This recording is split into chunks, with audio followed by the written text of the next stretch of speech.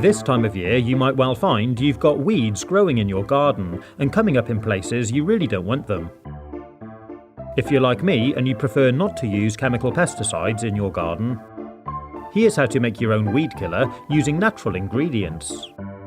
All we're going to use is white vinegar and table salt. I'm going to fill up this sprayer to make it nice and easy to apply. I actually added 4 litres of vinegar into the sprayer. You can get these small bottles easily from a supermarket, or look out for a larger container full. And if you like, you could try using fully organic produce.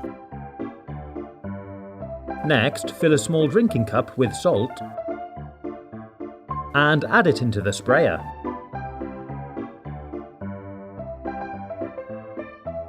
Then screw the plunger back in and give it all a good shake to help dissolve the salt. Then pressurise the sprayer and it's ready to use.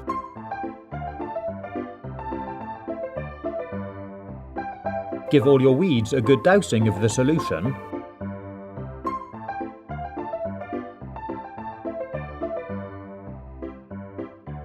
And make sure you don't spray any areas or plants that you don't want to kill.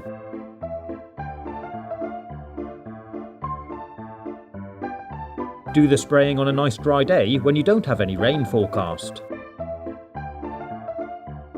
And if the plants are particularly well established, you could try giving them a double dose. Then leave the solution to do its work.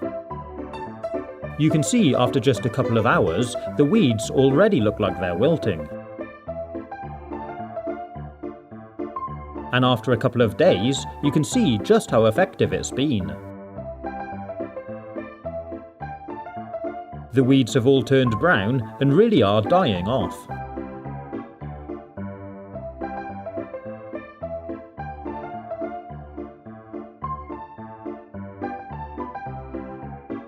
I hope you found this video useful. If you want to see more, you can click on the links or take a look at my YouTube channel page.